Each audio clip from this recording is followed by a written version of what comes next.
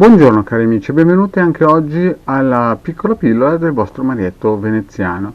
Oggi vedremo un altro genio chiamato Ashtaroth e qui vedremo anche il sigillo con cui si può chiamare e si deve chiamare. È un genio della scala di della chiave di Re Salomone, è un genio che praticamente Salomone richiamava col suo anello 3500 anni fa. Bene, è il 29esimo spirito di questa scala creata da Salomone, è uno spirito forte e potente, duca che appare nella forma terribile di un angelo, alla guida di un dragone infernale e alla sua mano destra ha una vipera e non bisogna assolutamente lasciarlo avvicinare al possessore di questo sigillo che lo richiama. Questo sigillo serve per richiamare questo terribile duca che si chiama Ashtaroth e quindi voi avrete capito, cari amici, che molti di quelli che tutti i santi giorni dicono che hanno questi extraterrestri che si chiamano Ashtaroth, e starà di qua e starà di là, non è altro che il genio che 3500 anni fa Salomone spiegava, il quale si poteva richiamare con questo sigillo che si chiama Ashtaroth. Bene, cosa fa questo sigillo? Questo sigillo imprime, in un certo senso segrega o ordina al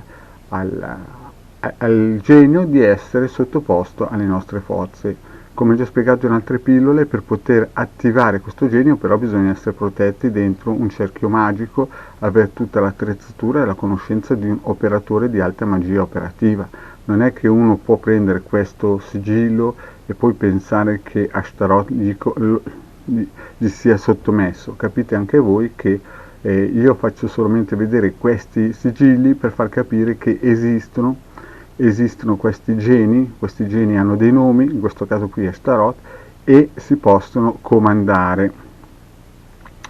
Questo genio cosa fa? Può raccontare le cadute degli spiriti, persino il motivo per cui sono caduti certi geni. Poi può raccontare il passato, il presente e il futuro, può svelare dei segreti a chi chiede, fa delle domande riguardanti al passato, futuro del presente, ma anche dei segreti di quel periodo in cui uno gli fa la domanda, e poi può donare anche agli uomini la meravigliosa conoscenza di tutte le scienze, quindi dà anche molto conoscenza alle persone.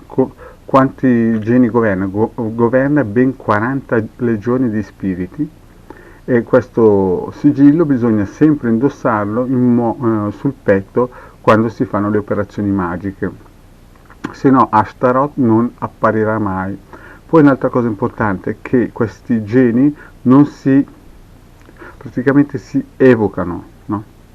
Non devono mai entrare dentro di noi, ma si devono solo evocare, mai invocare. Mi raccomando, cari amici, se voi iniziate questa cultura, questo studio della magia, di alta magia operativa, ricordatevi che è raro che si invocano dei geni di basso livello, ma si invocano sempre, anche se questi geni tipo Ashtaroth da un lato può essere visto come negativo, da un altro può essere visto come positivo, dipende sempre dall'operatore, cosa ne vuole fare, che bisogni vuole soddisfare.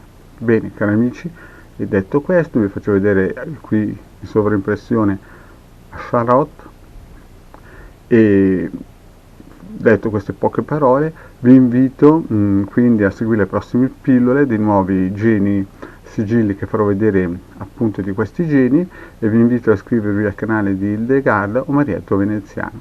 Grazie e alla prossima, ciao!